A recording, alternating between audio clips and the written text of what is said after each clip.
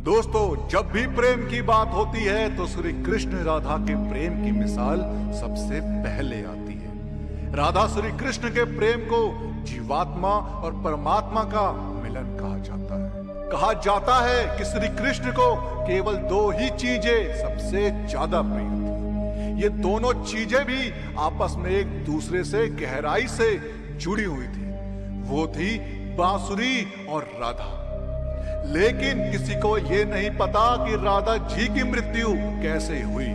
तो आइए जानते हैं। कृष्ण के वृंदावन छोड़ने के बाद से ही राधा का वर्णन बहुत कम हो गया। राधा और कृष्ण जब आखिरी बार मिले थे तो राधा ने कृष्ण से कहा था कि भले ही वो उनसे दूर जा रहे हैं, लेकिन मन से कृष्ण हमेशा उनके साथ ही रहेंगे। इसके बाद कृष्ण मथुरा गए और कंस और बाकी राक्षसों को मारने का अपना काम पूरा किया। इसके बाद प्रजा की रक्षा के लिए श्री कृष्ण द्वारका चले गए और द्वारकाधीश के नाम से लोकप्रिय हुए। जब कृष्ण वृंदावन से निकल गए तब राधा की जिंदगी ने अलग ही मोड़ ले लिया था। राधा की शादी एक यादव से हो गई। राधा ने अपने दाम्पत्य जीवन की सारी रस्में निभाई और बूढ़ी हो गई, लेकिन उनका मन तब भी कृष्ण के लिए समर्पित था। राधा ने पत्नी के तौर पर अपने सारे कर्तव्य पूरे किए और दूसरी तरफ श्री कृष्ण ने अपने दैवीय कर्तव्य निभाए। सारे कर्तव्यों से मुक्त होने के बाद राधा आखिरी बार अपने प्रीतम कृष्ण से मिलने गई।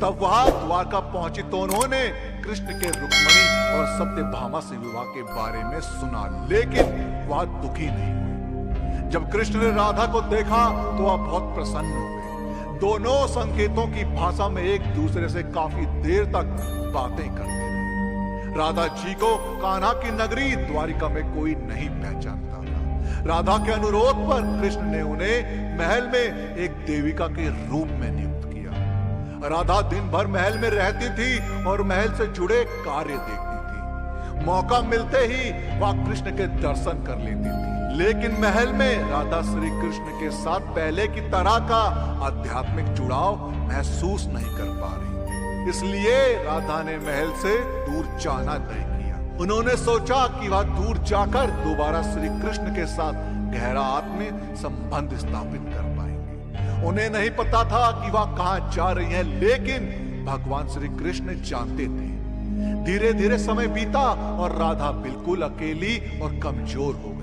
उस वक्त उन्हें भगवान श्री कृष्ण की आवश्यकता पड़ी। आखिरी समय में भगवान श्री कृष्ण उनके सामने आ गए। कृष्ण ने राधा से कहा कि वह उनसे कुछ मांगे, लेकिन राधा ने मना कर दिया। कृष्ण के दोबारा अनुरोध करने पर राधा ने कहा कि वे आखिरी बार उन्हें बांसुरी बजाते देखना चाहती है। श्री कृष्ण ने बांसुरी ली और बेहद सुरीली धुन में बजाने लगे। श्री कृष्ण ने दिन रात बांसुरी बजाई जब तक राधा आध्यात्मिक रूप से कृष्ण में विलीन नहीं हो गई। बांसुरी की धुन सुनते सुनते राधा ने अपने शरीर का त्याग कर दिया। हालांकि भगवान कृष्ण जानते थे कि उनका प्रेम अमर है, बावजूद वे राधा की मृत्यु को बर्दाश्त नहीं कर सके।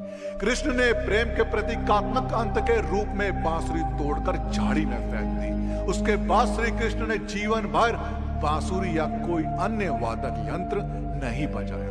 कहा जाता है कि जब द्वापर युग में नारायण ने श्री कृष्ण का जन्म लिया था, तब मां लक्ष्मी ने राधा रानी के रूप में जन्म लिया था, ताकि मृत्यु लोक में भी वे उनके साथ ही रहे।